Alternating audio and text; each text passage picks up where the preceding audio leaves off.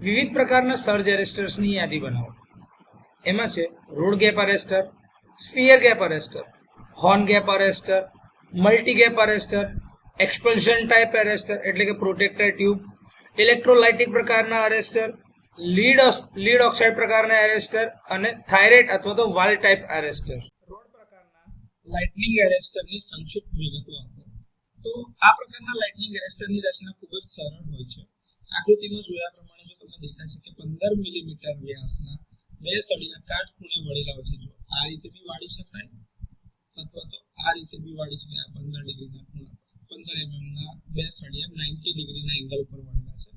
તેને એવી રીતે રાખવામાં આવે કે બે સળિયા વચ્ચે થોડો ગેપ રહે તો જ એની અંદરમાં લાઇટનિંગ સ્ટ્રાઇક થવા માટેની ગેપ રહેશે. એક સળિયો લાઇન કંડક્ટર સાથે જોડાયેલો છે અને બીજો સળિયો ગ્રાઉન્ડ સાથે કનેક્ટેડ હોય છે. આમાં પણ એવું છે, આમાં પણ એવું છે.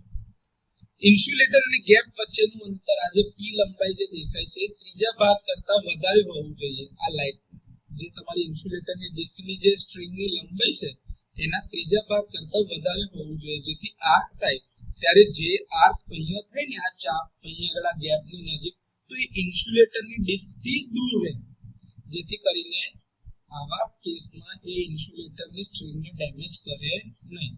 આ ગેપની લંબાઈ એવી રીતે રાખવામાં આવે છે કે સ્પાર્ક ઓવર વોલ્ટેજના 80% ઉપર આ ગેપ બ્રેકડાઉન થઈ જાય એટલે કે કંડક્ટ થઈ જાય, એટલે જે કંઈ બી સ્ટ્રાઇક થાય એ લાઇનથી સીધી જ ગ્રાઉન્ડ થઈ જાય અને આ ઇન્સ્યુલેટરની ડિસ્કને ડેમેજ થઈ શકે નહીં. જેથી સ્ટીપ વેવ ફ્રન્ટ ઇન્સ્યુલેટર પર આવે જ નહીં અને ઇન્સ્યુલેટરની ડિસ્કને ડેમેજ ના કરે. તો આ પ્રકારે લાઇટનિંગ એરેસ્ટર ટ્રાન્સમિશન લાઇન અથવા તો ટ્રાન્સફોર્મરના કેસમાં પ્રોટેક્શન આપે છે. રોડ પ્રકારના એરેસ્ટરની રચનાત્મક વિગતો. રચનાત્મક વિગતો એટલે કે કન્સ્ટ્રક્શનલ ડિટેલ, કે એનું કન્સ્ટ્રક્શન કયા પ્રકારનું છે એની વિશેની થોડી માહિતી આપવાની છે. તો સૌથી પહેલા જે જરૂરી છે એ છે મેટલ રોડ. તો આમાં બે મેટલના રોડ વાપરવામાં આવે છે એટલે કે સળિયા, જે ઘણીવાર તાંબા અથવા તો એલ્યુમિનિયમમાંથી બનેલા હોય છે. એકબીજાના સમાંતર પૂર્વ નિર્ધારિત અંતરે મૂકવામાં આવે છે. Mounting structure. આસપાસના વાતાવરણથી ઇલેક્ટ્રિકલ ઇન્સ્યુલેશન જાળવવા માટે તથા રોડને ઇન્સ્યુલેટિંગ માઉન્ટિંગ ફ્રેમવર્ક દ્વારા ટેકો આપવા માટે માઉન્ટિંગ સ્ટ્રક્ચર બનાવવામાં આવે છે. આ ઘણીવાર પોર્સેલિન અથવા તો પોલિમર સામગ્રીથી બનાવેલા હોય છે. બે રોડની વચ્ચે એક ચોક્કસ એર ગેપ રાખેલી હોય છે. એ ચોક્કસ એર ગેપ જે છે એનું ડિસ્ટન્સ પણ એવું રાખવામાં આવે છે જેથી જ્યારે પણ લાઇટનિંગ સ્ટ્રાઇકના લીધે આવા ઓવર વોલ્ટેજના સર્જ થાય તો એ ત્યાં આગળથી ડિસ્ચાર્જ થઈ જાય અને ઇન્સ્યુલેટરની સ્ટ્રિંગને અફેક્ટ ના કરે એટલે કે એને નુકસાન ના કરે. આ ગેપ જે છે રોડ જે છે એનું ડિસ્ટન્સ એ ફિક્સ કરેલું હોય છે કે જે ઇન્સ્યુલેટરની ટોટલ લંબાઈના ત્રીજા ભાગ કરતા વધારે હોવું જોઈએ, જેથી કરીને જ્યારે બી આવો સર્જ આવે તો એ ઇન્સ્યુલેટરની સ્ટ્રિંગને ડિસ્ટર્બ કરે નહીં અથવા તો ડેમેજ ના કરે. Connecting hardware. તો કે એરેસ્ટરને તે ઇલેક્ટ્રિકલ સિસ્ટમ સાથે જોડવા માટે કનેક્ટર્સ અને ફિટિંગની જરૂરિયાત રહેલી હોય છે, કારણ કે ઉપરવાળો જે રોડ જે છે એ લાઇન સાથે કનેક્ટેડ છે અને નીચેવાળો રોડ જે છે ગ્રાઉન્ડ સાથે કનેક્ટેડ હોય છે. આ કનેક્ટ કરવા માટે જ કનેક્ટર્સ અને ફિટિંગ રાખવામાં આવે છે, જે એને સુરક્ષિત રાખવા માટે ડિઝાઇન કરવામાં આવેલા હોય છે, જેથી કરીને માઉન્ટિંગ સ્ટ્રક્ચર જે ઇન્સ્યુલેટર ડિસ્ક અથવા તો સ્ટ્રિંગને તમારે ડેમેજ થતી અટકાવી છે એની જોડે પેરેલલમાં લાગેલા હોય છે. તો આ થોડી રોડ પ્રકારના એરેસ્ટરની કન્સ્ટ્રક્શનલ ડિટેલ્સ છે, તો પરીક્ષામાં પૂછાય તો લખી શકો. રોડ પ્રકારના લાઇટનિંગ એરેસ્ટરના ફાયદા જણાવો. તો રોડ પ્રકારના લાઇટનિંગ એરેસ્ટર ખૂબ જ સિમ્પલ રચના ધરાવે છે. તો એમાં જમીન સાથે જોડાયેલા એક જ ધાતુનો સળિયો હોય છે, જેને એટલે કે ઇન્સ્ટોલ કરવા માટે અને મેન્ટેન કરવાનું ખૂબ જ સરળ બનાવે છે. તેમાં કોઈ ફરતા એટલે કે મૂવિંગ પાર્ટ છે નહીં અને કોઈ કોમ્પોનન્ટ કોમ્પ્લેક્સ એટલે કે જટિલ ઘટકો નથી, જે નિષ્ફળતાની શક્યતાઓને ઘટાડે છે. અન્ય પ્રકારના સર્જ એરેસ્ટરની તુલનામાં ઓછા ખર્ચાળ છે. વીજળીના જે ઝટકા એટલે કે જે લાઇટનિંગના જે કરન્ટ હોય અથવા તો એ જે પ્રવાહ છે એને સુરક્ષિત રીતે જમીનમાં ડિસ્ચાર્જ એટલે કે વિસર્જન કરવા માટે સીધો માર્ગ પૂરો પાડે છે. તે પાવર સિસ્ટમ સાથે સીધા જોડાયેલા નહીં હોવાથી નોર્મલ ઓપરેટિંગ કન્ડિશન એટલે કે સામાન્ય ઓપરેશન દરમિયાનમાં કોઈ ઉર્જાનો વ્યય થતો નથી.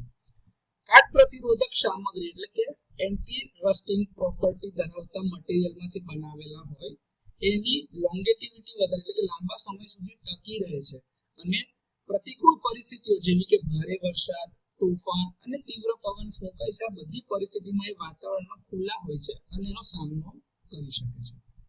એને બનાવવા માટે કોઈ જોખમી સામગ્રી અથવા તો કોઈ કેમિકલ એટલે કે રસાયણોની જરૂર રહેતી નથી, જે તેના ઉપયોગને પર્યાવરણ માટે સલામત બનાવે છે. તો લાઇટનિંગ એરેસ્ટર જે રોડ પ્રકારના છે એના થોડા ફાયદા છે. રોડ પ્રકારના લાઇટનિંગ એરેસ્ટરની મર્યાદાઓ જણાવો. તો રોડ પ્રકારનું લાઇટનિંગ એરેસ્ટર એ સૌથી જૂનામાં જૂની પ્રકારની એક લાઇટનિંગ પ્રોટેક્શનની વ્યવસ્થા છે. રોડ પ્રકારના એરેસ્ટર મુખ્યત્વે 45 ડિગ્રીના એંગલ નિયમ દ્વારા વ્યાખ્યાયિત થતા શંકુ આકારના વિસ્તારની અંદરનું જ રક્ષણ કરે છે. તો જો કોઈ કન્સ્ટ્રક્શન અથવા તો સ્ટ્રક્ચર કે ઇક્વિપમેન્ટ આ ઝોનની બહાર હોય તો તેઓ વીજળીના ત્રાટકવા સામે સંવેદનશીલ રહે છે, મતલબ કે એનું જોખમ રહે છે. તે ફક્ત સીધા વીજળીના ઝટકા સામે રક્ષણ આપી શકે છે, એટલે કે ડાયરેક્ટ સ્ટ્રાઇક સામે જ પ્રોટેક્શન આપે છે, પરંતુ નજીકના સ્ટ્રોકથી થતા ઇન્ડ્યુસ્ડ સર્જ સામે રક્ષણ આપી શકતા નથી. નબળું ગ્રાઉન્ડિંગ, સાઇડ ફ્લેશ, ઇલેક્ટ્રિક જોખમો અથવા તો આગના જોખમો તરફ દોરી શકે છે, એટલે કે એનું ગ્રાઉન્ડિંગ બહુ જ સરસ અથવા તો પ્રોપર હોવું જોઈએ. સર્જ દબાવી દેવામાં આવે એટલે કે સર્જ સપ્રેસ થઈ જાય અને સામાન્ય વોલ્ટેજ પુનઃ સ્થાપિત થયા પછી પણ ચાપ જળવાઈ રહે છે. આ સિસ્ટમમાં શોર્ટ સર્કિટ થવાનું કારણ બને છે. ઔદ્યોગિક પ્લાન્ટ એટલે કે ઇન્ડસ્ટ્રીયલ પ્લાન્ટ, ટ્રાન્સમિશન ટાવર અથવા તો સબસ્ટેશન જેવા મોટા અથવા જટિલ માળખાને સુરક્ષિત રાખવા માટે સિંગલ રોડ પૂરતા નથી, એટલે કે અપૂરતા છે. કાટ લાગવો, મિકેનિકલ ડેમેજ એટલે કે યાંત્રિક નુકસાન અને નબળું ઇન્સ્ટોલેશન સમય જતા તેની કાર્યક્ષમતા ઘટાડી શકે છે. ચાપની ગરમીને કારણે એટલે કે આર્કની હીટના કારણે રોડ ઓગળી શકે છે. તો રોડ પ્રકારના લાઇટનિંગ એરેસ્ટરની આ થોડીક મર્યાદાઓ છે. સ્ફિયર કે પ્રકારના એરેસ્ટરની રચનાત્મક એટલે કે કન્સ્ટ્રક્શનલ ડિટેલ્સ આપો. તો સૌથી પહેલો ભાગ છે કે મેટાલિક સ્ફિયર એટલે અથવા તો ઇલેક્ટ્રોડ જેની વાત કરીએ તો એરેસ્ટરની અંદરમાં બે મુખ્ય ઉચ્ચ વાહકતા ધરાવતા ધાતુના ગુણ કે તાંબા અથવા તો પિત્તળ અથવા તો એલ્યુમિનિયમમાંથી બનેલા હોય છે, એવા બે કંડક્ટરનો ઉપયોગ કરવામાં આવે છે, જે એકબીજાથી એક નિશ્ચિત અંતરે મૂકવામાં આવે છે, જેના લીધે એની વચ્ચે એક એર ગેપ ક્રિએટ થાય. ગેપ સ્પેસિંગ અથવા તો એર ગેપ. તો કે સામાન્ય સિસ્ટમ વોલ્ટેજ ટકાવી રાખવા માટે બે ગોળા વચ્ચેનું અંતર કાળજીપૂર્વક જે ગણવામાં આવે છે, જેથી કરીને નોર્મલ સિસ્ટમ વોલ્ટેજ ઉપર એર ગેપનું બ્રેકડાઉન થાય નહીં. ઉચ્ચ વોલ્ટેજ ટ્રાન્ઝિયન્ટ જ્યારે આવે જે ક્ષણિક મોમેન્ટરી હોય છે ત્યારે એર ગેપનું બ્રેકડાઉન થાય છે, જે સર્જ માટે આર્ક ડિસ્ચાર્જ પાથ બનાવે છે. સહાયક ઇન્સ્યુલેટર એટલે કે સપોર્ટિંગ ઇન્સ્યુલેટરની વાત કરીએ તો અર્થ એટલે કે જમીન અને સપોર્ટિંગ સ્ટ્રક્ચરથી ઇલેક્ટ્રિકલ આઇસોલેશન સુનિશ્ચિત કરવા માટે ગોળાઓને ઉચ્ચ શક્તિવાળા એટલે કે હાઈ સ્ટ્રેન્થ વાળા ઇન્સ્યુલેટિંગ સપોર્ટ કે જે પોર્સેલિન અથવા તો પોલિમર ઇન્સ્યુલેટર પર બનાવેલા હોય છે એના ઉપર માઉન્ટ કરવામાં આવે છે. Connection terminals. સર્જને સુરક્ષિત રીતે અર્થ પર વાળવા માટે એરેસ્ટર લાઇન એટલે કે ફેઝ કંડક્ટર અને અર્થ એટલે કે જમીન વચ્ચે જોડાયેલા હોય છે. એને કનેક્ટ કરવા માટે તમારા ટર્મિનલ્સની જરૂરિયાત છે, ત્યાં કનેક્ટર્સ જોઈએ છે. ચોક એમાં મેગ્નેટિક કોર એટલે કે ચુંબકીય કોર એટલે કે ફેરાઇટ મટીરિયલ અથવા તો લોખંડમાંથી બનેલા કોરની આસપાસ કોપર અથવા તો એલ્યુમિનિયમ વાયરમાંથી બનાવેલ હાઈ ઇન્ડક્ટન્સ ધરાવતી વાઇન્ડિંગનો સમાવેશ થાય છે. ચોક કોઇલનું કદ અને ઇન્ડક્ટન્સ એ સિસ્ટમ વોલ્ટેજ અને એક્સપેક્ટેડ સર્જ પરિસ્થિતિઓ એટલે કે અપેક્ષિત સર્જ પરિસ્થિતિઓ પર આધાર રાખે છે. તો સ્ફિયર કે પ્રકારના એરેસ્ટરની આ થોડી કન્સ્ટ્રક્શનલ ડિટેલ્સ છે. આનું કનેક્શન ડાયાગ્રામ અથવા તો સર્કિટ ડાયાગ્રામ જે છે ઓલરેડી આપણે જ્યારે આના વિશેના ઓપરેશનલ ડિટેલ્સની વાત કરતા હતા ત્યારે જોઈ ચૂકેલા છીએ. સ્ફિયર ગેપ લાઇટનિંગ એરેસ્ટરનું કાર્ય સંક્ષિપ્તમાં સમજાવો. તો આકૃતિમાં જોઈ શકે છે આમાં બે ધાતુના ગોળાઓ લેવામાં આવે છે, જેમની વચ્ચે એક ચોક્કસ નાનું અંતર રાખવામાં આવે છે, જેથી કરીને બંનેની વચ્ચે એક ગેપ ક્રિએટ કરવામાં આવે છે. આ જે ગોળો એ જે છે એટલે કે સ્ફિયર એ ને લાઇન સાથે કનેક્ટ કરવામાં આવે છે અને સ્ફિયર બી ને અર્થ સાથે જોડવામાં આવે છે. ટ્રાન્સફોર્મરના ફેઝ બી અને સ્ફિયર ગેપ એટલે સ્ફિયર એ ની વચ્ચે એક ચોક કોઇલ લગાવવામાં આવે છે, જેથી રિફ્લેક્શન પછી આર્ક ટ્રાન્સફોર્મરની વાઇન્ડિંગમાં ના જઈ શકે. નોર્મલ હેલ્ધી કન્ડિશનમાં એટલે કે સ્વસ્થ સ્થિતિની અંદરમાં નોર્મલ વોલ્ટેજ ઉપર કોઈ ડિસ્ચાર્જ થતા નથી, પરંતુ જ્યારે આ બે સ્ફિયર વચ્ચેની હવાનું બ્રેકડાઉન થાય છે અને ઓવર વોલ્ટેજ આવે છે ત્યારે આ બે ગોળાઓ વચ્ચે આર્ક ઉત્પન્ન થાય છે. હવે ગરમીને કારણે આર્ક ઉપર જાય છે અને સામાન્ય વોલ્ટેજ ઉપર પણ એ ચાલુ રહે છે. જ્યારે સર્કિટ બ્રેકર ટ્રિપ થાય ત્યારે એને મળતો વોલ્ટેજ બંધ થાય છે અને ત્યારે આ આર્ક ઓલવાઈ જાય છે અને બંધ થઈ જાય છે. તો આ રીતે સ્ફિયર ગેપ લાઇટનિંગ એરેસ્ટરની અંદરમાં આર્ક ક્વિન્ચ કરવા એટલે કે ઓલવવા માટે સર્કિટ બ્રેકરનું ટ્રિપિંગ થવું જરૂરી છે. એના વગર આર્ક ઓલવાતો નથી. સ્ફિયર ગેપ લાઇટનિંગ એરેસ્ટરના ફાયદા જણાવો. તો સ્ફિયર ગેપ લાઇટનિંગ એરેસ્ટરના ઘણા બધા ફાયદા છે, જેમાંથી થોડા આપણે અહીંયા આગળ લખેલા છે અથવા તો કહી શકીએ છીએ, વાત કરી રહ્યા છે. પરીક્ષામાં પૂછાય તો આ રીતે લખી શકાય કે તેમાં બે મેટાલિક ગોળા હોય છે જેમાં એર ગેપ વચ્ચે રાખેલી હોય છે, જે તેને બનાવવા અને ઇન્સ્ટોલ કરવાનું સરળ બનાવે છે. વધુ અદ્યતન એટલે કે મોડર્ન અથવા તો અપડેટેડ પ્રકારના જે સર્જ એરેસ્ટર છે એની તુલનામાં ઓછું ખર્ચાળ છે. જ્યારે વોલ્ટેજ સર્જ એર ગેપના બ્રેકડાઉન વોલ્ટેજ કરતાં વધી જાય ત્યારે ઝડપથી એ કાર્ય કરે છે અને તાત્કાલિક પ્રોટેક્શન પૂરું પાડે છે, અને એ જે સર્જ હોય છે એને ડાયરેક્ટ એર ગેપથી અર્થ કરે છે. ફક્ત ઓવર વોલ્ટેજ પરિસ્થિતિઓ દરમિયાન જ કાર્ય કરે છે અને ખાતરી કરે છે કે નોર્મલ ઓપરેટિંગ કન્ડિશનમાં સતત પાવરનો વ્યય ન થાય. સર્જની ઉર્જાને સુરક્ષિત રીતે અર્થમાં ડિસ્ચાર્જ કરીને હાઈ ઇન્ટેન્સિટી એટલે કે ઉચ્ચ તીવ્રતાના જે લાઇટનિંગ સ્ટ્રોક હોય છે, વીજળીના ઝટકા, એને કાર્યક્ષમ રીતે એટલે કે એફિશિયન્ટલી હેન્ડલ કરી શકે છે. સર્જ ગ્રાઉન્ડ કર્યા પછીથી એર ગેપ તેની નોર્મલ સ્થિતિમાં પાછી ફરે છે, જે રિપ્લેસમેન્ટની જરૂરિયાત વગર તરત જ બીજા સર્જ પ્રોટેક્શન માટે તૈયાર રહી શકે છે અને એરેસ્ટરને એક્ટિવ રાખે છે કે તૈયાર રાખે છે. સબસ્ટેશન અને ટ્રાન્સમિશન લાઇનમાં હાઈ વોલ્ટેજ પ્રોટેક્શન જ્યાં જરૂરી હોય ત્યાં આ પ્રકારના લાઇટનિંગ એરેસ્ટર વપરાય છે. આ લાઇટનિંગ એરેસ્ટરના થોડા ફાયદા છે. સ્ફિયર ગેપ લાઇટનિંગ એરેસ્ટરના ગેરફાયદાઓ જણાવો. તો આમ તો સ્ફિયર ગેપ લાઇટનિંગ એરેસ્ટરના ઘણા ગેરફાયદા છે, કેમ કે અત્યારે આપણી પાસે એડવાન્સ લાઇટનિંગ એરેસ્ટર આવી ગયા છે, પરંતુ તે છતાં બી થોડા ઘણા અહીંયા જે લખેલા છે એ ગેરફાયદા વિશે થોડી વાતચીત કરીએ. એરેસ્ટરનું સંચાલન તાપમાન, ભેજ અને હવાના દબાણ જેવા પર્યાવરણીય પરિબળો પર આધાર રાખે છે, જે બ્રેકડાઉન વોલ્ટેજ અને એની રિલાયબિલિટી એટલે કે વિશ્વસનીયતાને અસર કરી શકે છે. આધુનિક એરેસ્ટરથી વિપરીત સ્ફિયર ગેપ લાઇટનિંગ એરેસ્ટર વોલ્ટેજનું ચોક્કસ ક્લેમ્પિંગ પૂરું પાડતા નથી, જેના કારણે તેઓ ઓવર વોલ્ટેજ લેવલને નિયંત્રિત કરવામાં ઓછા અસરકારક બને છે. ઇલેક્ટ્રોડ સપાટીઓ સમય જતાં ઓક્સિડાઇઝ થતા અથવા ધોવાણ થઈ શકે છે, જેનાથી તેમની કામગીરી પર અસર પડી શકે છે. એટલે જ સમયાંતરે સફાઈ અથવા તો રિપ્લેસમેન્ટની જરૂર પડે છે. જ્યારે સ્ફિયર ગેપ એરેસ્ટર સીધા વીજળીના ઝટકાનો સામનો કરી શકે છે, તેમનો રિએક્શન સમય આધુનિક સેમિકન્ડક્ટર આધારિત સર્જ પ્રોટેક્શન ડિવાઇસ કરતાં ધીમો છે. આ એરેસ્ટર મુખ્યત્વે ઉચ્ચ વોલ્ટેજ એટલે કે હાઈ વોલ્ટેજ એપ્લિકેશન માટે જ રચાયેલા છે અને ઓછા વોલ્ટેજ પરના ઇલેક્ટ્રિકલ અને ઇલેક્ટ્રોનિક ઉપકરણોને સુરક્ષિત કરવામાં અસરકારક નથી. હવે જ્યારે ડિસ્ચાર્જ થાય છે ત્યારે બે સ્ફિયર એટલે કે ગોળા વચ્ચેનો આર્ક ઇચ્છિત સમય કરતાં વધુ સમય સુધી ટકી રહે છે. તો એ કેસમાં જે વધારે પડતી ઉર્જાનો વ્યય થાય છે અને સંભવિત નુકસાન પણ થઈ શકે છે, જેના કારણે લાઇટનિંગ એરેસ્ટરના સ્ફિયર ગેપને ડેમેજ થઈ શકે છે. જો ભારે ઉર્જા પછી ગેપને મેન્યુઅલી રીસેટ અથવા તો એડજસ્ટ કરવાની જરૂર પડી શકે છે, જે આધુનિક સેલ્ફ રિસ્ટોરિંગ એરેસ્ટરની તુલનામાં તેને ઓછું અનુકૂળ બનાવે છે. તો સ્ફિયર ગેપ લાઇટનિંગ એરેસ્ટરના થોડા ગેરફાયદા છે. હોર્ન ગેપ પ્રકારના એરેસ્ટરની રચનાત્મક વિગતો આપો એટલે કે કન્સ્ટ્રક્શનલ ડિટેલ આપો. તો હોર્ન ગેપ આકારના ઇલેક્ટ્રોડ્સ જેની અંદર જરૂરિયાત છે કે બે સળિયા અથવા તો ઇલેક્ટ્રોડ સામાન્ય રીતે કોપર અથવા તો એલ્યુમિનિયમ મટીરિયલના બનેલા હોર્ન આકારમાં વાળેલા હોય છે અને એકબીજાની સામે મૂકવામાં આવે છે. સિરીઝ રેઝિસ્ટન્સ જે અહીંયા તમને આકૃતિમાં દેખાય છે, જો આકૃતિમાં જોઈ શકાય છે એવો સિરીઝ રેઝિસ્ટન્સ, તો કે સર્જ ડિસ્ચાર્જ થયા પછી ફોલો થ્રુ કરંટને મર્યાદિત કરવા માટે ઘણીવાર એરેસ્ટરની સાથે શ્રેણીમાં હાઈ રેઝિસ્ટન્સ મૂકવામાં આવે છે. સ્પાર્ક ગેપ અથવા તો એર ગેપ, હોર્ન આકારના ઇલેક્ટ્રોડ્સ વચ્ચેની જગ્યા સ્પાર્ક ગેપ તરીકે કાર્ય કરે છે. આજે દેખાય છે બે ઇલેક્ટ્રોડ વચ્ચેની જે આ સ્પેસ છે અને હોર્ન ગેપ છે એને એર ગેપ કહેવામાં આવે છે. સામાન્ય સ્થિતિમાં આ ગેપ નોન કન્ડક્ટિંગ રહે છે.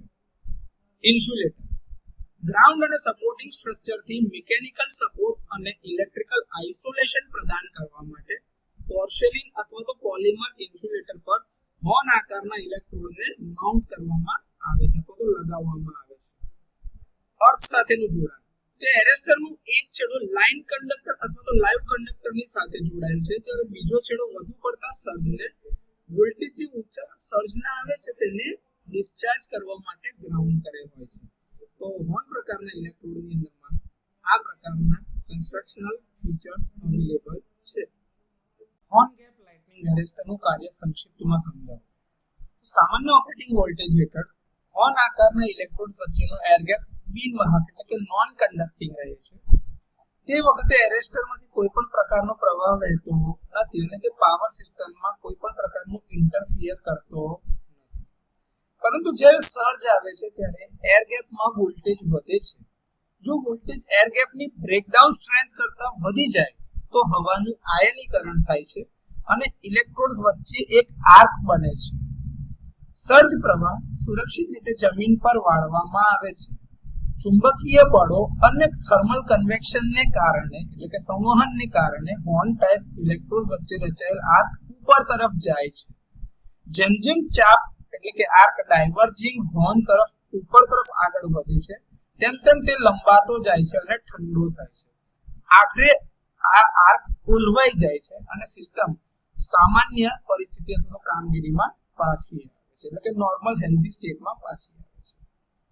ટ્રાન્સફોર્મરના વાઇન્ડિંગ અને હોર્ન વચ્ચે એક ઇન્ડક્ટર જોડાયેલ છે ત્રણ ફેઝમાં, જે પાવર ફ્રીક્વન્સી પર ઓછું રિએક્ટન્સ આપે છે, પરંતુ સર્જની ઉચ્ચ ફ્રીક્વન્સી એટલે કે આવૃત્તિને કારણે ઓવર વોલ્ટેજ પર ઉચ્ચ રિએક્ટન્સ આપે છે. તેથી ઓવર વોલ્ટેજ ટ્રાન્સફોર્મરના વાઇન્ડિંગને અસર કરતું નથી એટલે એ તરફ જાય જ નહીં અને હોર્ન ગેપ દ્વારા સીધું જ ગ્રાઉન્ડ થાય છે. ફોલો કરંટને મર્યાદિત કરવા માટે એટલે કે પાછું ફોલો કરંટ ટ્રાન્સફર ના થાય તે માટે હોર્ન ગેપ સાથે શ્રેણીમાં રેઝિસ્ટન્સ એટલે કે પ્રતિરોધને જોડવામાં આવે છે. તો આ રીતે હોર્ન ગેપ લાઇટનિંગ એરેસ્ટર કાર્ય કરે છે. હોર્ન ગેપ લાઇટનિંગ એરેસ્ટરના ફાયદા તો ઘણા બધા ફાયદાઓ છે હોર્ન ગેપ લાઇટનિંગ એરેસ્ટરમાં. એમાંથી થોડાક આપણે અત્યારે વાત કરી રહ્યા છીએ. ઓછામાં ઓછા કમ્પોનન્ટ એટલે કે ઘટકો સાથે ખૂબ જ સરળ ડિઝાઇન બનાવે છે, જે તેને અન્ય પ્રકારના લાઇટનિંગ એરેસ્ટરની તુલનામાં ખર્ચ અસરકારક એટલે કે કોસ્ટ ઇફેક્ટિવ બનાવે છે. હવે સર્જ ડિસ્ચાર્જ કર્યા પછીથી આર્ક આપમેળે ઓલવાઈ જાય છે. એમાં કોઈ મેન્યુઅલ ઇન્ટરપ્શન અથવા તો ઇન્ટરવેન્શનની જરૂર પડતી નથી અને એના વગર જ સિસ્ટમને સામાન્ય કામગીરીમાં તે રિસ્ટોર કરે છે. ઓછામાં ઓછા મેન્ટેનન્સની જરૂર પડે છે કારણ કે તેમાં કોઈ ફરતા ભાગો નથી અને તે કોમ્પ્લેક્સ અથવા તો જટિલ ઇલેક્ટ્રોનિક ઘટકો ધરાવતું નથી. એના વગર જ કાર્ય કરે છે. મધ્યમ વોલ્ટેજ એટલે કે medium voltage outdoor distribution system, transmission line અને સબસ્ટેશન માટે ઉપયોગી છે અથવા તો યોગ્ય છે અથવા તો વાપરી શકાય છે. ડાયવર્જિંગ હોર્ન આકારના ઇલેક્ટ્રોડ્સ આર્કને ખેંચીને ઠંડુ કરીને આર્ક કુદરતી રીતે ઉલવાઈ જવાને સરળ બનાવે છે. સિરીઝ રેઝિસ્ટર એટલે કે શ્રેણી પ્રતિકારની કારણે ફોલો કરંટની કિંમત અથવા તો તીવ્રતામાં ઘટાડો થાય છે. કેટલાક અન્ય રક્ષણાત્મક ઉપકરણોથી વિપરીત આ પ્રકારના અરેસ્ટર સામાન્ય કામગીરી દરમિયાન કોઈ પણ પ્રકારનો પાવર ખેંચતા નથી. લાઇટનિંગ અને સ્વિચિંગ સર્જ સામે પર્યાપ્ત રક્ષણ પૂરું પાડે છે, જે જમીન પર વધુ પડતા વોલ્ટેજને સુરક્ષિત રીતે અર્થ કરે છે એટલે કે ગ્રાઉન્ડ ઉપર જે વધારે પડતા ઓવર વોલ્ટેજ આવે છે એને સીધા રીતે અર્થ કરે છે. તો હોર્ન ગેપ લાઇટનિંગ એરેસ્ટરના થોડાક ફાયદાઓ છે. હોર્ન ગેપ લાઇટનિંગ એરેસ્ટરના ગેરફાયદાઓ જણાવો. તો હોર્ન ગેપ લાઇટનિંગ એરેસ્ટરના અત્યારે જે મોડર્ન અરેસ્ટર્સ મળે છે એની સાપેક્ષે ઘણા ગેરફાયદાઓ છે, જેમાંથી થોડા ઘણા આપણે અહીંયા આગળ લખેલા છે ને ડિસ્કસ કરીશું. તો એવું છે કે તે આધુનિક પાવર સિસ્ટમમાં સ્વિચિંગ ઓપરેશનને કારણે થતા ખૂબ જ ઝડપી મોમેન્ટરી સર્જને અસરકારક રીતે હેન્ડલ કરી શકતા નથી. કારણ કે અત્યારે જે મોડર્ન પાવર સિસ્ટમ છે એમાં આપણે મોટા ભાગે પાવર ઇલેક્ટ્રોનિક ડિવાઇસીસ અથવા તો કમ્પોનન્ટને યુઝ કરી રહ્યા છે, જેમ કે થાઇરિસ્ટર છે, મોસ્ફેટ છે, આઈજીબીટી છે, એ બધાના કારણે એ લોકોના સ્વિચિંગ સ્પીડ ખૂબ જ ઝડપી છે, જેના કારણે ખૂબ જ ઝડપી સ્વિચિંગ સર્જિસ થાય છે, જે હોર્ન ગેપ લાઇટનિંગ એરેસ્ટર અસરકારક રીતે હેન્ડલ કરી શકતા નથી. હોર્ન ગેપનું પ્રદર્શન અને સેટિંગ જે છે ભેજ, વરસાદ, ધૂળ, કાટ, રજકણો અને પ્રદૂષણના કારણે પ્રભાવિત થઈ શકે છે, જે એર ગેપના બ્રેકડાઉન વોલ્ટેજને બદલી શકે છે. આધુનિક મેટલ ઓક્સાઇડ વેરિસ્ટર એટલે કે જે MOV છે એ એરેસ્ટરની તુલનામાં હોર્ન ગેપ એરેસ્ટર ક્ષણિક એટલે કે મોમેન્ટરી ઓવર વોલ્ટેજ પ્રત્યે ધીમો પ્રતિભાવ આપે છે. આનો ઓપરેટિંગ ટાઈમ લગભગ 3 સેકન્ડ જેટલો છે. વિશ્વસનીય કામગીરી સુનિશ્ચિત કરવા માટે હોર્ન ગેપને કાળજીપૂર્વક ગોઠવવું આવશ્યક છે, જે તેના ઇન્સ્ટોલેશન અને જાળવણીને વધુ પડકારજનક બનાવે છે. તેનો ઉપયોગ સામાન્ય રીતે મધ્યમ વોલ્ટેજ અને ઉચ્ચ વોલ્ટેજ એપ્લિકેશનમાં થાય છે, પરંતુ સંવેદનશીલ એટલે કે સેન્સિટિવ લો વોલ્ટેજ ઇલેક્ટ્રોનિક ઉપકરણોને સુરક્ષિત રાખવા માટે અસરકારક નથી. વારંવારની કામગીરી હોર્ન ઇલેક્ટ્રોડનું ધોવાણ કરી શકે છે, એરેસ્ટરનો લાઈફ ટાઈમ ઘટાડી શકે છે અને સમયાંતરે મેન્ટેનન્સની જરૂર પડે છે. હોર્ન બાહ્ય પદાર્થો જેમ કે ઝાડની ડાળીઓ, વાયર, અમુક પ્રકારના જીવજંતુઓ અને ક્રીચર્સ જેમ કે સાપ હોય વગેરે દ્વારા શોર્ટ થઈ શકે છે. તો હોર્ન ગેપ લાઇટનિંગ એરેસ્ટરના થોડા ગેરફાયદાઓ છે. વિવિધ પ્રકારના મલ્ટી ગેપ એરેસ્ટર્સની યાદી બનાવો. તો આમાં બ્રોડ ટાઇપ ગેપ એરેસ્ટર અથવા તો horn gap arrester, impulse gap arrester, resistance graded arrester, electrolytic arrester કે જે અત્યારે નહિવત અસ્તિત્વ ધરાવે છે તેવા, અને મલ્ટી ચેમ્બર એરેસ્ટર. આ બધા ટાઈપના અલગ અલગ પ્રકારના એરેસ્ટર્સનો યુઝ કરીને આપણે મલ્ટી ગેપ એરેસ્ટર્સ બનાવીએ છીએ. તો જો તમને પૂછવામાં આવે કે ભાઈ મલ્ટી ગેપ એરેસ્ટરમાં કયા કયા પ્રકારના કંડક્ટર અથવા તો એરેસ્ટરના ટાઈપ હોઈ શકે છે, તો એમાં તમે આટલા લખી શકો છો. મલ્ટી ગેપ લાઇટનિંગ એરેસ્ટરની રચનાત્મક વિગતો આપો એટલે કે કન્સ્ટ્રક્શનલ ડિટેલ સમજાવો. તો સ્પાર્ક ગેપની શ્રેણી બનાવવામાં આવે છે, જેમાં બ્રેકડાઉન વોલ્ટેજ વધારવા માટે ઝિંક, કોપર અથવા તો એલ્યુમિનિયમના બનેલા 4 થી 5 સિલિન્ડર જે આકૃતિમાં જોઈ શકાય છે એની સાથે મલ્ટિપલ ગેપ શ્રેણીમાં ગોઠવાયેલા હોય છે, જેની બંનેની વચ્ચે તમે આ જોઈ શકો છો કે સિરીઝ ગેપ બનેલા છે 1 થી 2, 2 થી 3, 3 થી 4 અને 4 થી 5 ની વચ્ચે. રેઝિસ્ટર અથવા તો નોન લિનિયર રેઝિસ્ટર તો કરંટના પ્રવાહને નિયંત્રિત કરવા અને વધુ પડતા પાવરના વ્યય અથવા તો ડિસિપેશનને રોકવા માટે શન્ટ અને સિરીઝમાં એટલે કે પેરેલલમાં અને સિરીઝમાં રેઝિસ્ટર લગાડવામાં આવે છે. આ રેઝિસ્ટર કાર્બનના બનેલા હોય અથવા તો આપણા જે સાદા રિયોસ્ટેટ હોય એવા રિયોસ્ટેટ વાપરી શકાય જે હાઈ વોલ્ટેજ હેન્ડલ કરી શકતા હોય, અથવા તો નોન લિનિયર પ્રકારના મેગ્નેટિક નોન લિનિયર બનાવતા સેમિકન્ડક્ટર રેઝિસ્ટર વાપરી શકાય છે. ઇન્સ્યુલેટિંગ હાઉસિંગ ઇન્સ્યુલેશન અને મિકેનિકલ સેફટી પૂરી પાડવા માટે પોર્સેલિન, કાચ અથવા તો પોલિમરથી બનેલા ઇન્સ્યુલેટિંગ હાઉસિંગ વપરાય છે. ઇલેક્ટ્રોડ્સ યોગ્ય આર્કિંગ સુનિશ્ચિત કરવા માટે તાંબા, પિત્તળ અથવા તો અન્ય કંડક્ટર મટીરીયલના બનેલા ઇલેક્ટ્રોડ વાપરી શકાય છે. જે આ ઇલેક્ટ્રોડ છે એની વાત છે, એનું મટીરીયલ છે. ગ્રીડિંગ રિંગ્સ ગેપમાં સમાન વોલ્ટેજ વિતરણ જાળવવા માટે ઉચ્ચ વોલ્ટેજ એપ્લિકેશનમાં ઉપયોગમાં લેવાય છે. આ ગ્રીડિંગ રિંગ જે છે એ બધા ઇલેક્ટ્રોડ અને બધા ગેપની અક્રોસમાં એક સરખા વોલ્ટેજ ડિસ્ટ્રીબ્યુટ થાય એ નક્કી કરે છે, સુનિશ્ચિત કરે છે. આર્ક ક્વન્ચિંગ મિકેનિઝમ તો કેટલીક ડિઝાઇનની અંદરમાં આર્ક એટલે કે ચાપને અસરકારક રીતે ઓલવવા માટે મેગ્નેટિક બ્લોઆઉટ કોઇલ અથવા તો કુલિંગ ચેમ્બરનો ઉપયોગ કરવામાં આવે છે. આ જે ગેપ હોય છે એની અંદર એર ગેપ જ સિમ્પલ રાખવામાં આવે છે, જેથી કરીને એનું કન્ડક્શન અને આઇસોલેશન અથવા તો ઇન્સ્યુલેશન આપવું સરળ બની શકે. તો આ રીતે લાઇટનિંગ એરેસ્ટર જે મલ્ટી ગેપ પ્રકારના છે તેને બનાવવામાં આવે છે. મલ્ટી ગેપ લાઇટનિંગ એરેસ્ટરની કામગીરી વિશે સંક્ષિપ્તમાં જણાવો. તો આમાં પહેલો ઇલેક્ટ્રોડ જે છે લાઇન એટલે કે કન્ડક્ટિંગ લાઇન સાથે કનેક્ટેડ છે અને છેલ્લો જે ઇલેક્ટ્રોડ છે તે સિરીઝ રેઝિસ્ટર દ્વારા અર્થ સાથે જોડાયેલ છે, જેથી ફોલો કરંટ અને પાવર આર્ક ઓછો થઈ શકે. પરંતુ આમ કરવાથી ટ્રાવેલિંગ વેવ સામે જે રક્ષણ આપવામાં આવે છે તે ઓછું થાય છે. આને રોકવા માટે સિલિન્ડર નંબર 3 અને 5 માં શન્ટ રેઝિસ્ટર જોડવામાં આવે છે, જે તમને અગાઉ આકૃતિમાં ઓલરેડી બતાવ્યું છે. આ તમારો પહેલો ઇલેક્ટ્રોડ જે છે તમારો લાઇન સાથે કનેક્ટેડ છે, જ્યારે 5મો છેલ્લો ઇલેક્ટ્રોડ છે સિરીઝ રેઝિસ્ટન્સની મારફતે અહીં આગળ અર્થ સાથે કનેક્ટેડ છે, અને 3, 4 અને 5 જે તમારા ઇલેક્ટ્રોડ છે જેની સાથે તમારે શન્ટ રેઝિસ્ટર પેરેલલમાં લગાડેલું છે. સામાન્ય નોર્મલ હેલ્ધી કન્ડિશનમાં સિલિન્ડર નંબર 3 શન્ટ રેઝિસ્ટર અને શ્રેણી રેઝિસ્ટર R દ્વારા અર્થના પોટેન્શિયલ પર જ હોય છે. સામાન્ય સપ્લાય વોલ્ટેજ સિરીઝ ગેપના બ્રેકડાઉનનું કારણ બનવા માટે પૂરતું નથી, પરંતુ ઓવર વોલ્ટેજના કિસ્સામાં સિલિન્ડર 1, 2 અને 3 વચ્ચે બ્રેકડાઉન થાય છે. બ્રેકડાઉનના કારણે ઉત્પન્ન થતો પ્રવાહ શન્ટ રેઝિસ્ટરમાંથી જવાને બદલે સિલિન્ડર 3, 4, 5 દ્વારા સીધો માર્ગ પસંદ કરે છે. જે કરંટ અહીંયા આગળથી 3, 4 અને 5 માંથી સીધો જાય છે, જે શન્ટ રેઝિસ્ટન્સમાંથી જતો નથી. એટલે કે જ્યારે બ્રેકડાઉન થાય છે ત્યારે કરંટ સીધો અહીંયા લાઇનથી બધી મલ્ટી ગેપ ને બ્રેકડાઉન કરીને સિરીઝ રેઝિસ્ટન્સ મારફતે અર્થ થાય છે. સિલિન્ડર 3, 4, 5 માં જે આર્ક ઉત્પન્ન થાય છે ત્યાં આગળ સર્જ તમારો દબાય એટલે કે ક્વેન્ચ થાય છે આર્ક, અને ત્યાં ઓલવાઈ જાય છે. અને શન્ટ અને શ્રેણી રેઝિસ્ટર દ્વારા આર્કની એનર્જીને મર્યાદિત કરવામાં આવે છે. આ કરંટ ગેપ 1 થી 3 માં આર્ક જાળવવા માટે અપૂરતું છે અને સામાન્ય સ્થિતિમાં પુનઃસ્થાપિત થાય છે. તો આ રીતે મલ્ટી ગેપ લાઇટનિંગ એરેસ્ટર તમારું સ્વિચિંગ સર્જ અને લાઇટનિંગ સર્જ સામે પ્રોટેક્શન આપે છે. મલ્ટી ગેપ લાઇટનિંગ એરેસ્ટરના ફાયદા જણાવો તો તેના બ્રેકડાઉન વોલ્ટેજ વધારે છે, જે તેને હાઈ વોલ્ટેજ એટલે કે ઉચ્ચ વોલ્ટેજ માટે યોગ્ય બનાવે છે. હાઈ વોલ્ટેજ સર્જને અસરકારક રીતે અર્થ કરે છે અને વિદ્યુત ઉપકરણોનું રક્ષણ સુનિશ્ચિત કરે છે અથવા તો વિદ્યુતનું રક્ષણ કરે છે ઉપકરણોનું. રેઝિસ્ટન્સ ગ્રેડેડ એરેસ્ટર્સમાં રેઝિસ્ટન્સ દરેક ગેપમાં સમાન વોલ્ટેજ વિતરણ સુનિશ્ચિત કરે છે, જેથી કોઈ પણ એક ઇન્ડિવિડ્યુઅલ ગેપ પર સ્ટ્રેસ આવે નહીં, એટલે કે તણાવ ઘટાડે છે.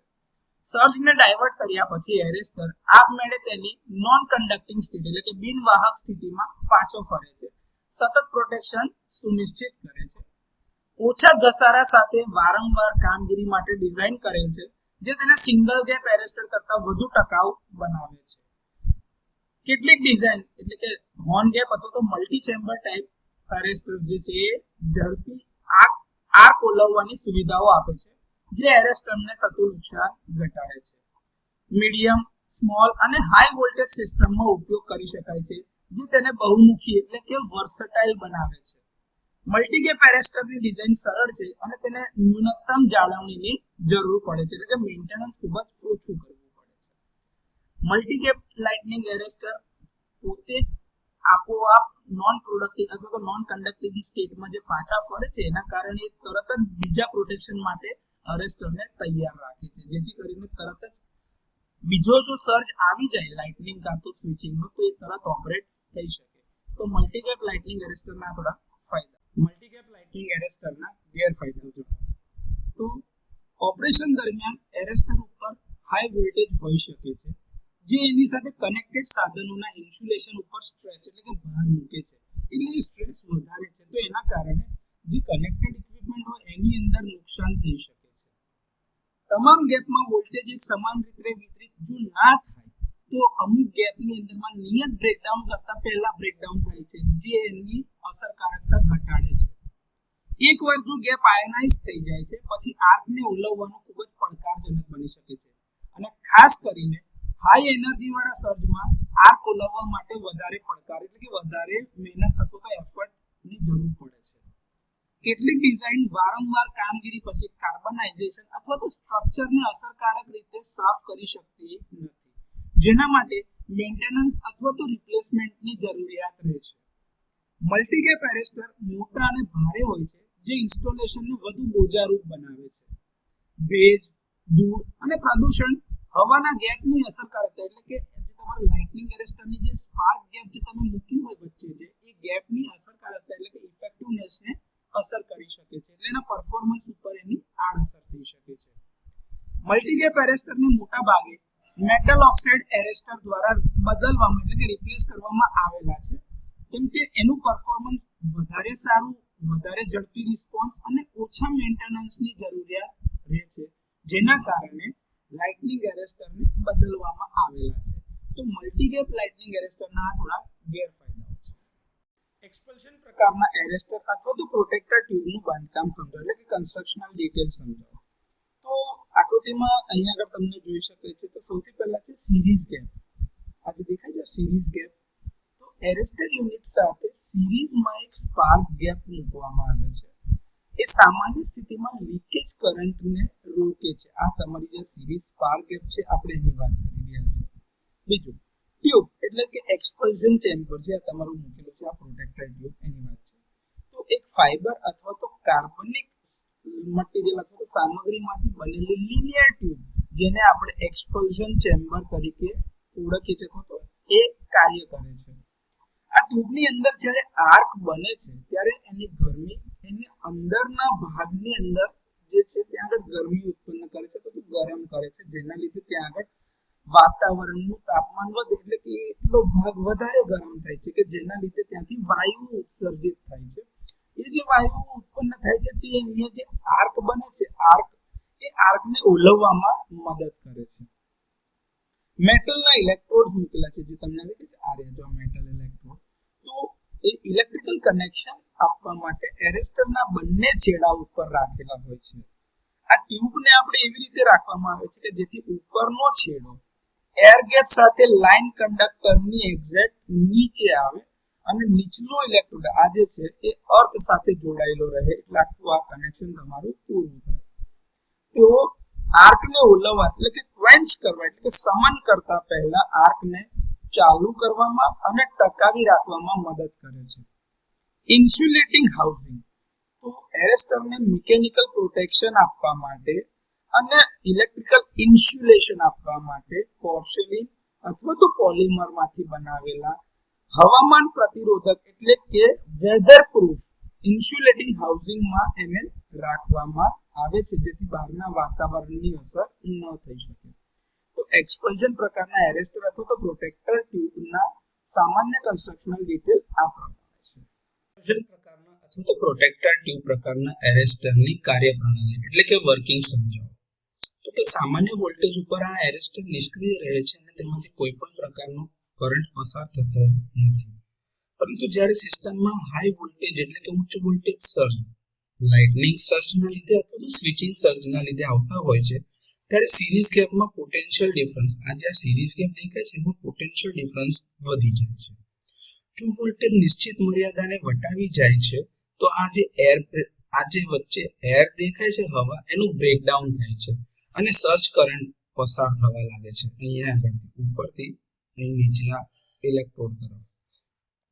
સર્જ કરંટ ટ્યુબની અંદર એક આર્ક બનાવે છે જેના લીધે એક આર્ક પ્રોડ્યુસ થાય છે. હવે આ આર્કના લીધે તાપમાન વધી જાય છે અથવા તો ગરમી વધે છે અને આ જે અરેસ્ટરની અંદરમાં જે ઇનર વોલની અંદરમાં એટલે કે જે અંદરની દિવાલો છે ત્યાં આગળ જે આર્કનું ક્વેન્ચિંગ મટીરિયલ જે લગાડ્યું હતું એને વેપરાઇઝ કરે છે જેના પરિણામે પાણીની વરાળ અને CO2 જેવા વાયુઓ ઉત્પન્ન થાય છે. અહીંયા આગળ ઇલેક્ટ્રોડની અંદર અહીંયા જે પ્રોટેક્ટર ટ્યુબ દેખાય છે એમાં આ વાયુ નીચલા ઇલેક્ટ્રોડ મારફતે આ જે દેખાય છે લોઅર ઇલેક્ટ્રોડ એના મારફતે બહાર નીકળે છે અને ઝડપથી ફેલાય છે. પરિણામે આર્કની આસપાસની આયનાઇઝ હવા પણ બહાર નીકળી જાય છે જે આર્કને ઓલવી નાખે છે. આર્ક કરંટ 0 પર બુઝાઈ જાય છે અને ફરી પ્રગટ થતો નથી. એનો મતલબ થાય છે કે ફરીથી રીસ્ટ્રેક્ટ થતો નથી. સર્જ બાદ સિરીઝ ગેપ ફરીથી પોતાનું ઇન્સ્યુલેશન ગુણધર્મ પ્રાપ્ત કરી લે છે અને સિસ્ટમ સામાન્ય સ્થિતિમાં પરત આવે છે. એટલે સામાન્ય વોલ્ટેજ સ્થિતિમાં જે રીતે અરેસ્ટર નિષ્ક્રિય હોય છે એ જ રીતે આર્કને ક્વેન્ચ કર્યા પછી એટલે કે સર્જને ઓલવ્યા પછી એ પોતાની એ જ પરિસ્થિતિ અથવા તો એ જ સ્થિતિમાં પાછું આવે છે. તો આ રીતે એક્સપલ્શન પ્રકારના એરેસ્ટર અથવા તો પ્રોટેક્ટર ટ્યુબ કાર્ય કરે છે. એક્સપલ્શન ટાઈપ એરેસ્ટર અથવા પ્રોટેક્ટર ટ્યુબના ફાયદા જણાવો. તો આમ તો ઘણા બધા ફાયદા છે એક્સપલ્શન ટાઈપ એરેસ્ટરના પણ એમાંથી થોડાક વિશે આપણે વાતચીત કરવાના છે. એકવાર ડિસ્ચાર્જ થઈ જાય પછીથી એરેસ્ટર મેન્યુઅલ હસ્તક્ષેપની જરૂર વગર આપમેળે પોતાની જાતને ફરીથી સેટ કરે છે જેથી કરીને તાત્કાલિક જો બીજું કોઈ ઓપરેશન લેવાનું થાય તો એ તૈયાર રહી શકે. એનું સરળ રચના અથવા તો બાંધકામ અને સરળતાથી ઉપલબ્ધ થતી સામગ્રીના કારણે તે પ્રમાણમાં સસ્તું છે. એક્સપલ્શન પ્રક્રિયા ઝડપથી આ આર્કને ઓલવી નાખે છે અને સિસ્ટમને તથા ઓપરેટરને થતું નુકસાન અટકાવે છે. તે ઉચ્ચ વોલ્ટેજ સર્જ એટલે કે હાઈ વોલ્ટેજ સર્જ કે જે સ્વિચિંગના લીધે બી આવ્યો હોય અથવા તો લાઇટનિંગના લીધે પણ આવ્યા હોય તો એને અસરકારક રીતે ડિસ્ચાર્જ કરે છે. ઇલેક્ટ્રિક સાધનોનું રક્ષણ કરે છે. પાવર ફ્રીક્વન્સી ફોલો કરંટ આમાં હોતા નથી. બીજા કોઈ અન્ય હેવી ડ્યુટી એરેસ્ટર્સની તુલનામાં ઇન્સ્ટોલ અને મેન્ટેનન્સ એટલે કે જાળવણી કરવામાં સરળ છે. વાલ્વ પ્રકારના એરેસ્ટરથી વિપરીત તે સામાન્ય ઓપરેટિંગ પરિસ્થિતિઓમાં લીકેજ કરંટ જવા દેતા નથી અને સામાન્ય રીતે 33 કિલોવોલ્ટ સુધીના ડિસ્ટ્રીબ્યુશન નેટવર્કમાં એટલે કે વિતરણ નેટવર્કમાં વપરાય છે. એ બતાવે છે કે આ મીડિયમ વોલ્ટેજ સિસ્ટમ માટે ખૂબ જ જરૂરી એવું અરેસ્ટર છે. તો આ થોડા ઘણા ફાયદા છે એક્સપલ્શન ટાઈપ એરેસ્ટરના. જો પરીક્ષામાં પૂછે તો લખીશું. એક્સપલ્શન પ્રકારના એરેસ્ટરના ગેરફાયદાઓ જણાવો. તો એ કાર્ય કરે છે ત્યારે વાયુઓ છોડે છે એટલે કે ગેસીસ રિલીઝ કરે છે, જેના લીધે બંધ જગ્યાઓમાં તે જોખમી બની શકે છે. તે ઉચ્ચ ફ્રીક્વન્સી ટ્રાન્ઝિયન્ટ સામે અસરકારક નથી. વારંવાર સર્જના સંપર્કમાં આવવાના કારણે જે ઇન્ટરનલ જે કમ્પોનન્ટ્સ છે, જેની ઇન્ટરનલ વોલ્સ એ સમય જતા બગડે છે, જેને મેન્ટેનન્સ અથવા તો રિપ્લેસમેન્ટની જરૂરિયાત રહે છે. આ એરેસ્ટર દરેક સર્જ ઘટનામાં ફક્ત એક જ વાર કાર્ય કરી શકે છે. આથી ઓપરેશન પછી તેમને બદલવા અથવા તો સર્વિસ કરવાની જરૂર પડે છે. દરેક વખતે પૂરેપૂરા બદલવાની જરૂર નથી હોતી. જે પ્રમાણેનું નુકસાન થયું છે એટલું જ ભાગ તમે બદલી શકો છો તો સર્વિસ કરી શકો છો. આધુનિક મેટલ ઓક્સાઇડ વેરિસ્ટર એ પ્રકારના એરેસ્ટરથી વિપરીત એક્સપ્લોઝન પ્રકારના એરેસ્ટર સર્જ ઘટના પછી સેલ્ફ રિસ્ટોર કરી શકાતા નથી અથવા તો થઈ શકતા નથી. વોલ્ટેજ અને કરંટની લાક્ષણિકતા તેની યોગ્ય નથી. આથી મોંઘા સાધનો માટે આ ઉપયોગી નથી. હવે એક્સપ્લોઝન પ્રક્રિયા દરમિયાન અથવા તો એક્સપ્લોઝન પ્રક્રિયા દરમિયાન ઉર્જાના અચાનક છૂટવાના એટલે કે સડન રિલીઝ ઓફ એનર્જી, જે એકદમ જ એનર્જી રિલીઝ કરે છે, એના કારણે નજીકના સાધનો પર મિકેનિકલ સ્ટ્રેસ પેદા કરી શકે છે. એના લીધે દબાણ વધી શકે છે. આ પ્રકારના એરેસ્ટર ફક્ત 33 કિલોવોલ્ટ સુધી જ ઉપયોગી છે, એટલે કે આ પ્રકારના એરેસ્ટર મીડિયમ વોલ્ટેજના ડિસ્ટ્રીબ્યુશન સિસ્ટમમાં જ કામ કરી શકે છે. તો એક્સપલ્શન પ્રકારના એરેસ્ટરના થોડા ગેરફાયદા. ઇલેક્ટ્રોલાઇટિક પ્રકારના એરેસ્ટરનું બાંધકામ જોયું એટલે કે રચના સમજાવો. તો એ એરેસ્ટર જે છે એનું પ્રારંભિક સ્વરૂપ એટલે કે અર્લી એજમાં જે વપરાતા હતા એવા એરેસ્ટર છે, જેનો ઉપયોગ વિદ્યુત ઉપકરણોને ક્ષણિક ઓવરવોલ્ટેજ એટલે કે ટ્રાન્ઝિયન્ટ ઓવરવોલ્ટેજથી બચાવવા માટે થાય છે. આ ટ્રાન્ઝિયન્ટ ઓવરવોલ્ટેજ સ્વિચિંગ સર્જના લીધે અથવા તો લાઇટનિંગ સર્જના લીધે આવી શકે છે. Electrolytic cell. તો ઇલેક્ટ્રોલાઇટ સામાન્ય રીતે એક નબળું એસિડિક અથવા તો આલ્કલાઇન દ્રાવણ છે, જે અહીંયાની અંદર ભરેલું હોય છે. ઇલેક્ટ્રોલાઇટ આમાં ભરેલું હોય છે, જે સર્જ કરંટના પ્રવાહને નિયંત્રિત કરવા માટે પ્રતિકારક એટલે કે રેઝિસ્ટિવ માર્ગ તરીકે કાર્ય કરે છે. એલ્યુમિનિયમ અથવા તો લીડના ઇલેક્ટ્રોડ જે અહીંયા દેખાય છે, જો એલ્યુમિનિયમ અને લીડના ઇલેક્ટ્રોડ જે મૂકેલા છે, આમાં એલ્યુમિનિયમ હાઇડ્રોક્સાઇડની પાતળી ફિલ્મ એલ્યુમિનિયમની પાતળી પ્લેટ ઉપર જમા થાય છે. આ પ્લેટને ઇલેક્ટ્રોલાઇટમાં એટલે કે જો આ દેખાય છે, આ ઇલેક્ટ્રોલાઇટ અહીંયા ભરેલું છે, એમાં રાખવામાં આવે છે. છિદ્રાળુ ઇન્સ્યુલેટિંગ સામગ્રી. તો આની અંદરમાં મટીરીયલ સામાન્ય ઓપરેટિંગ પરિસ્થિતિઓમાં ઇન્સ્યુલેશન પ્રદાન કરે છે અને સર્જ દરમિયાન પ્રવાહના વહનને મંજૂરી આપે છે, એટલે કે જવા દે છે, પોતાની અંદરથી પસાર થવા દે છે. શ્રેણી પ્રતિકાર.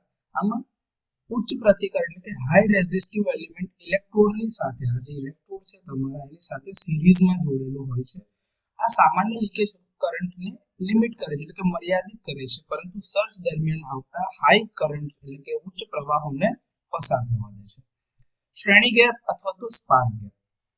તો કેટલીક ડિઝાઇનની અંદરમાં સર્જ દરમિયાન વહન શરૂ કરવામાં મદદ કરવા માટે શ્રેણીમાં સ્પાર્ક ગેપનો સમાવેશ કરવામાં આવે છે.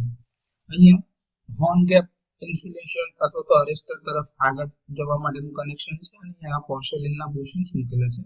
આખું એનું મેટાલિક કવર છે આપણા અરેસ્ટરનું. એની અંદરમાં વેલ્ડેડ સ્ટીલની ટેન્ક અંદર મૂકેલી છે, જેમાં ઓઇલ ભરેલું છે. કોપરના કનેક્ટર્સ છે. ઇન્સ્યુલેશન માટેની ટ્યુબ અવેલેબલ છે. વુડનના રોડ સપોર્ટ અવેલેબલ છે.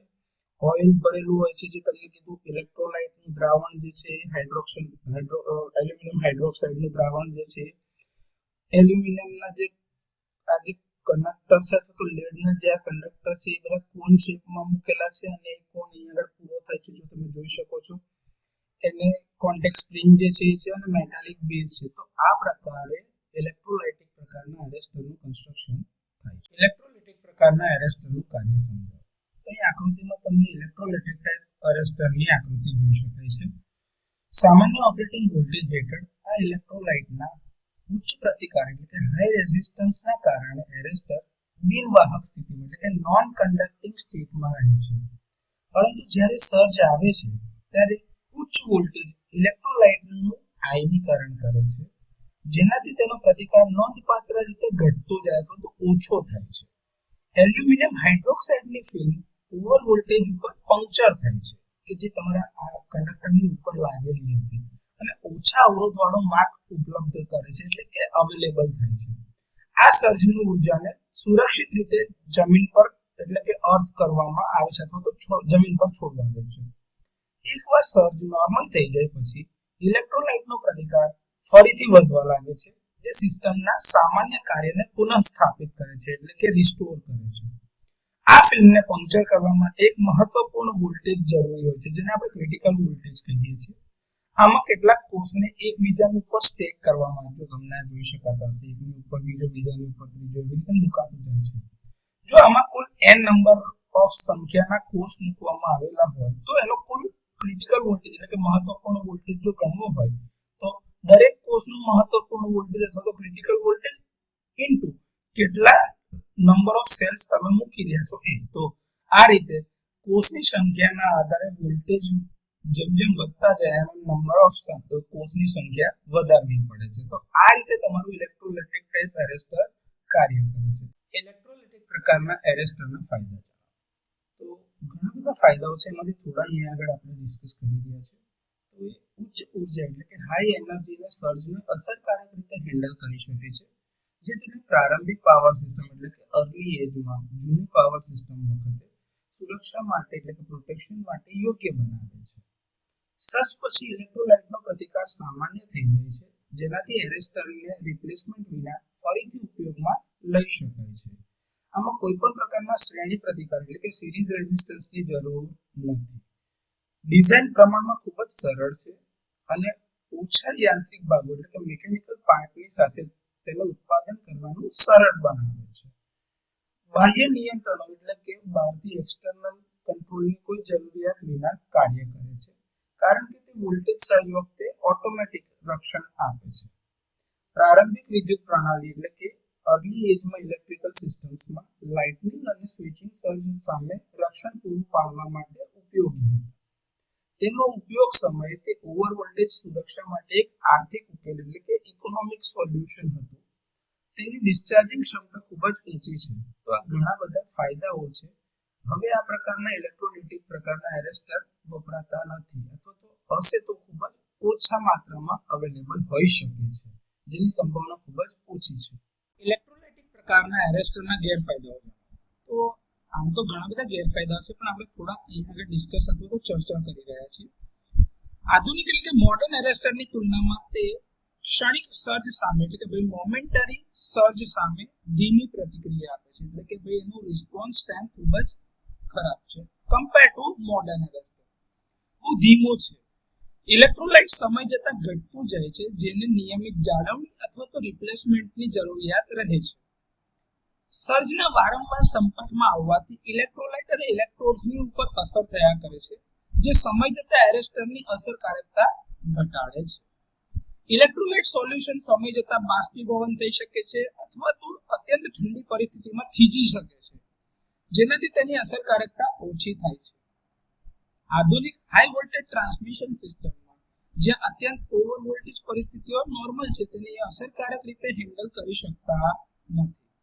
મેટલ ઓક્સાઇડ વેરિસ્ટર જે આપણે MOV કહીએ છીએ, તેની તુલનામાં ઇલેક્ટ્રોલાઇટિક પ્રકારના એરેસ્ટર મોટા એટલે કે બલ્કી છે, ઓછા કાર્યક્ષમ હોય છે અને વધુ સારા વિકલ્પની તરફેણમાં થોડા કરીને એટલે કે તબક્કાવાર રીતે આપણે તેને સિસ્ટમમાંથી બહાર કાઢી દીધા અથવા તો આઉટ કરી દીધા છે, એટલે કે બંધ કરવામાં આવ્યા છે. સામાન્ય ઓપરેટિંગ પરિસ્થિતિઓમાં પણ ઇલેક્ટ્રોલાઇટ દ્વારા અમુક નાનો લીકેજ કરંટ વહેતો હોય છે, જેના લીધે આપણને એનર્જીનો લોસ એટલે કે ઉર્જાનો વ્યય થાય છે અને હીટિંગ એટલે કે લોકલ હીટિંગ તરફ દોરી શકે છે, જે એની અસરકારકતા ઓછી કરે છે. તો ઇલેક્ટ્રોલાઇટિક પ્રકારના એરેસ્ટરના થોડા ગેરફાયદાઓ છે. લીડ ઓક્સાઇડ પ્રકારના એરેસ્ટરની રચના સમજાવો. તો આ પ્રકારનું એરેસ્ટર અલગ ડિસ્કના સ્વરૂપમાં હોય છે, જે એકબીજાની ઉપર સ્ટેક કરવામાં આવે છે. એમાં જે કોષ મૂકેલા હોય એટલે કે એક નાનકડો સેલ જે છે એની સંખ્યા સિસ્ટમ વોલ્ટેજ ઉપર આધાર રાખે છે. પોર્સેલિન અથવા તો પોલિમરનું બનેલું આઉટર કેસિંગ, જે તમને બહારનું જે કેસિંગ દેખાય છે એની વાત છે, એ ભેજ અને ધૂળ જેવી પર્યાવરણીય પરિસ્થિતિઓ સામે રક્ષણ આપે છે અને સાથે મિકેનિકલ સ્ટ્રેન્થ એટલે કે યાંત્રિક શક્તિ અને ઇન્સ્યુલેશન પણ પૂરું પાડે છે. એમાં ફોલ્ટ દરમિયાન પ્રેશર રિલીઝ કરવા માટે વેન્ટ્સ રાખેલા હોય છે. જે વેન્ટ્સ મૂકેલા હોય છે એ પ્રેશર રિલીઝ કરવા માટે ફોલ્ટી કન્ડિશનની અંદરમાં જરૂરી છે. અન્ય ધાતુના ઓક્સાઇડ સાથે મિશ્રિત લેડ ઓક્સાઇડ થી બનેલો મુખ્ય ઘટક એટલે કે મેઇન તમારો કમ્પોનન્ટ હોય છે. એની કેરેક્ટરિસ્ટિક વોલ્ટેજ અને કરંટની જે છે એ નોન લિનિયર એટલે કે બિન રેખીય છે. સામાન્ય પરિસ્થિતિઓમાં ઉચ્ચ પ્રતિકાર એટલે કે હાઈ રેઝિસ્ટન્સ આપે છે, જ્યારે નોર્મલ સર્જ આવે છે તે પરિસ્થિતિ દરમિયાન હાઈ વોલ્ટેજ વખતે ઓછો પ્રતિકાર એટલે કે લો રેઝિસ્ટન્સ ઓફર કરે છે. વધારાના સર્જની ઉર્જાને ગરમીમાં એટલે કે હીટમાં રૂપાંતરણ કરે છે અને સુરક્ષિત રીતે તેને વાતાવરણમાં ડિસિપેટ કરે છે. સિરીઝ ગેપ એસેમ્બલી, જે અહીંયા આકૃતિમાં તમને જોવા મળે છે, આ સિરીઝ ગેપની જે એસેમ્બલી છે, જેના લીધે જે લેડ ઓક્સાઇડની ડિસ્ક સાથે શ્રેણીમાં જોડેલી હોય છે, એ એર ગેપની બનેલી છે. સામાન્ય રીતે તે ઓપન સર્કિટ તરીકે કાર્ય કરે છે. આમાં લોખંડના બે ગોળાકાર ઇલેક્ટ્રોડ હોય છે, જેની એક બાજુ વાર્નિશનું કોટિંગ કરેલું હોય છે. સીલિંગ વ્યવસ્થા ભેજ અને પ્રદૂષકોના પ્રવેશને અટકાવે છે અને એરેસ્ટરની લાંબા ગાળાની વિશ્વસનીયતા એટલે કે રિલાયબિલિટીને સુનિશ્ચિત કરે છે. તો આ રીતે લેડ ઓક્સાઇડ ટાઈપ એરેસ્ટર બનાવવામાં આવે છે. લીડ ઓક્સાઇડ પ્રકારના એરેસ્ટરનું કાર્ય સમજાવો. સામાન્ય ઓપરેટિંગ વોલ્ટેજ હેઠળ લીડ ઓક્સાઇડ ડિસ્ક ટાઈપનું એરેસ્ટર જે છે એ નોન લિનિયર રેઝિસ્ટર તરીકે ખૂબ જ ઉચ્ચ પ્રતિકાર દર્શાવે છે એટલે કે હાઈ રેઝિસ્ટન્સ આપે છે. સિરીઝ એસેમ્બલી ગેપ જે હતી એ એક ઓપન સર્કિટ બનાવે છે અને એટલે જ નોર્મલ કન્ડિશનમાં એરેસ્ટરમાંથી કોઈ પણ પ્રવાહ પસાર થતો નથી. પાવર સિસ્ટમ એરેસ્ટર દ્વારા કોઈ પણ લીકેજ કરંટ વિના સામાન્ય રીતે કાર્ય કરે છે. એટલે કે નોર્મલ ઓપરેટિંગ વખતે પાવર સિસ્ટમમાં કોઈ પણ લીકેજ કરંટ પસાર થતો નથી. જ્યારે પાવર લાઇન ઉપર હાઈ વોલ્ટેજનો સર્જ આવે છે ત્યારે એરેસ્ટર ઉપર વોલ્ટેજ વધે છે. સિરીઝ ગેપ એસેમ્બલી બ્રેક થાય છે એટલે કે આયોનાઇઝ થાય છે અને તે કન્ડક્ટિંગ બને છે એટલે કે એની અંદરથી કરંટ પસાર થાય છે. Lead oxide disc high voltage ઉપર ઓછો પ્રતિકાર દર્શાવે છે એટલે કે લો રેઝિસ્ટન્સ ઓફર કરે છે, જેનાથી સર્જ કરંટ તેમના દ્વારા વહેવા લાગે છે. આ સર્જ કરંટ જે હોય છે સુરક્ષિત રીતે અર્થ ઉપર જવા દેવામાં આવે છે અથવા તો લઈ જવામાં આવે છે અને એટલે જ એની સાથે જે સાધનો લગાડ્યા છે તેનું પ્રોટેક્શન થઈ શકે છે. લીડ પેરોક્સાઇડ ઓરડાના તાપમાને વીજળીનો સારો એવો સુવાહક હોય છે, પરંતુ લગભગ 150 ડિગ્રી સેલ્સિયસ તાપમાને તે ઇન્સ્યુલેટર બની જાય છે, કારણ કે જ્યારે તે ગરમ થાય છે ત્યારે તે લીડ ટેટ્રોક્સાઇડમાં રૂપાંતરણ થાય છે. વધારે પડતા વોલ્ટેજને કારણે જે ઇલેક્ટ્રોડની ઉપર વાર્નિશનું લેયર લગાડેલું હતું એ આવરણ તૂટી જાય છે અને લીડ પેરોક્સાઇડમાંથી ડિસ્ચાર્જ થાય છે. પ્રવાહ પસાર થવાના કારણે ઉત્પન્ન થતી ગરમીના કારણે લીડ પેરોક્સાઇડ એ રેડ લેડ એટલે કે લાલ સીસામાં રૂપાંતરિત થાય છે. હવે આ લાલ સીસાના કારણે હાઈ રેઝિસ્ટન્સ ઓફર કરવામાં આવે છે, જેથી તમારું ડિસ્ચાર્જ બંધ થઈ જાય છે. આમાં જે કોષ લગાડ્યા હોય છે એનું કદ એવું રાખવામાં આવે છે કે તે ચોક્કસ વર્ષો સુધી ટકી શકે. જ્યારે બધા લીડ પેરોક્સાઇડ લાલ લેડ એટલે કે રેડ લેડમાં રૂપાંતરણ થઈ જાય છે ત્યારે એ કોષ નકામો બની જાય છે અને એને બદલવો પડે છે. એકવાર સર્જની ઉર્જા જે છે એ વાતાવરણમાં જતી રહી એટલે કે વિખેરાઈ જાય પછી તે સિસ્ટમ વોલ્ટેજ સામાન્ય થઈ જશે. લીડ ઓક્સાઇડ ડિસ્ક તેનો ઉચ્ચ રેઝિસ્ટન્સ એટલે કે હાઈ રેઝિસ્ટન્સ વાળો જે ગુણધર્મ હતો એ પાછો મેળવે છે, જે વધુ કરંટના પ્રવાહને અટકાવે છે. સિરીઝ ગેપ ડીઆયોનાઇઝ થાય છે અને તેના ઇન્સ્યુલેટિંગ ગુણધર્મોને પુનઃસ્થાપિત કરે છે. એરેસ્ટર આગામી સર્જ માટે ફરીથી તૈયાર થઈ જાય છે. તો આ રીતે લેડ ઓક્સાઇડ પ્રકારનું એરેસ્ટર કાર્ય કરે છે. લેડ ઓક્સાઇડ પ્રકારના એરેસ્ટરના ફાયદા જણાવો. તો આમ તો ઘણા બધા ફાયદાઓ છે, પરંતુ એમાંથી થોડાક આપણે અહીંયા લખ્યા છે ને ડિસ્કસ કરવાના છે. તો લીડ ઓક્સાઇડ ડિસ્ક સામાન્ય સ્થિતિમાં હાઈ રેઝિસ્ટન્સ એટલે કે ઉચ્ચ પ્રતિકાર આપે છે અને સર્જ દરમિયાન ઓછો પ્રતિકાર દર્શાવે છે, જે એની કાર્યક્ષમ કામગીરીને સુનિશ્ચિત કરે છે. વધુ પડતા વોલ્ટેજ સર્જ પર ઝડપથી તે પ્રતિક્રિયા આપે છે અને રિએક્ટ કરે છે, જેથી કરીને વિદ્યુત ઉપકરણો કે જેને એને પ્રોટેક્શન આપવા માટે આપણે એરેસ્ટર લગાડેલા છે તેને પ્રોટેક્શન મળી રહે છે એટલે કે તાત્કાલિક રક્ષણ પૂરું પાડે છે. વધારે પડતા વોલ્ટેજને ડિસ્ચાર્જ કર્યા પછી તે આપમેળે પોતાની હાઈ રેઝિસ્ટન્સ વાળી પરિસ્થિતિ એટલે કે નોર્મલ ઓપરેટિંગ કન્ડિશનમાં પાછું ફરે છે. એ તેના મેન્યુઅલ રીસેટ કર્યા વિના ફરીથી તેને વાપરી શકાય તેવું બનાવે છે. વીજળીના ઝટકાઓ, સ્વિચિંગ સર્જ અને મોમેન્ટરી ઓવર વોલ્ટેજ એટલે કે ક્ષણિક ઓવર વોલ્ટેજથી ઇલેક્ટ્રિકલ પાવર સિસ્ટમનું રક્ષણ કરે છે. પોર્સેલિનનું હાઉસિંગ અને લીડ ઓક્સાઇડ રેઝિસ્ટર જેવી મજબૂત સામગ્રીમાંથી બનાવવામાં આવે છે, એટલે લાંબા સમયની ઓપરેશનલ લાઈફની ખાતરી કરે છે. એને ન્યૂનતમ મેન્ટેનન્સની જરૂર પડે છે, કારણ કે સામાન્ય સ્થિતિમાં સરળતાથી તેને નુકસાન થતું નથી એટલે કે તે ક્ષીણ થતું નથી. તેને દૈનિક સંભાળ અને જાળવણીની જરૂરિયાત પણ રહેતી નથી. મેટલ ઓક્સાઇડ એરેસ્ટર કરતા તુલનાત્મક રીતે જોવા જઈએ તો સસ્તું છે, જે તેને મધ્યમ વોલ્ટેજ સિસ્ટમ માટે એક વ્યવહારુ વિકલ્પ બનાવે છે. ખાસ કરીને રિમોટ લોકેશન માટે ઉપયોગી છે. પ્રથમ વાર્નિશનું બ્રેકડાઉન થાય છે, તેથી સર્જના નીચા મૂલ્યની એના ઉપર કોઈ જાતની અસર થતી નથી. તો લીડ ઓક્સાઇડ પ્રકારના એરેસ્ટરના થોડા ઘણા ફાયદાઓ છે. લેડ ઓક્સાઇડ પ્રકારના એરેસ્ટરના ગેરફાયદાઓ જણાવો. તો લેડ ઓક્સાઇડ એરેસ્ટર ભેજ શોષણ અને થર્મલ સાયકલિંગના કારણે એટલે કે મોઇસ્ચર એબ્સોર્પ્શન અને ટેમ્પરેચર અથવા થર્મલ સાયકલિંગના કારણે સમય જતાં બગડે છે, જે તેની અસરકારકતામાં ઘટાડો કરે છે. પ્રમાણમાં ઊંચા લીકેજ કરંટ દર્શાવે છે, જેના કારણે પાવર લોસ અને હીટિંગમાં વધારો થાય છે. આધુનિક મેટલ ઓક્સાઇડ વેરિસ્ટર MOVની તુલનામાં તેમનું પ્રદર્શન ઓછું સ્ટેબલ છે. ખાસ કરીને વારંવાર સર્જની સ્થિતિમાં એનું પ્રદર્શન સ્ટેબલ નથી. તેમની પાસે ઉચ્ચ સર્જ ઉર્જાને નિયંત્રિત કરવાની મર્યાદિત ક્ષમતાઓ છે, જેના કારણે તેઓ હાઈ વોલ્ટેજ એપ્લિકેશન માટે ઓછા યોગ્ય બને છે. એજિંગ અને ભૌતિક ગુણધર્મોને કારણે તેમને વારંવાર નિરીક્ષણ અને જાળવણીની જરૂરિયાત પડે છે. ટ્રાન્ઝિયન્ટ ઓવર વોલ્ટેજ માટે તેમનો રિએક્શન ટાઈમ આધુનિક ઝિંક ઓક્સાઇડ એરેસ્ટરની તુલનામાં ધીમો છે, જે તેમને હાઈ સ્પીડ સર્જ સુરક્ષા માટે ઓછા અસરકારક બનાવે છે.